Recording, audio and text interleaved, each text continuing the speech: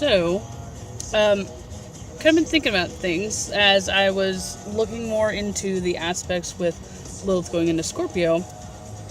I wanted to do my whole kind of mental affirmance thing where I look back to see the last time that Lilith was in Scorpio and compare it to my own personal experiences and experiences of people I know personally and see what I can gather from it.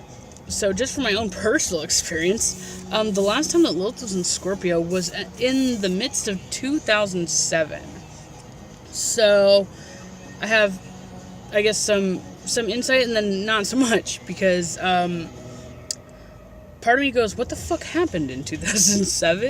And then the other part of me goes, I started to go absolutely crazy in 2007. And that actually made me have a huge eye-opener about people's Saturn returns or struggles with their Saturn return. Instead of me trying to kind of gauge what people will probably go through during their Saturn return, I can actually pinpoint it now. So I tend to have mental disturbances or some sort of mental issue per se when I'm going through specific squares with Saturn.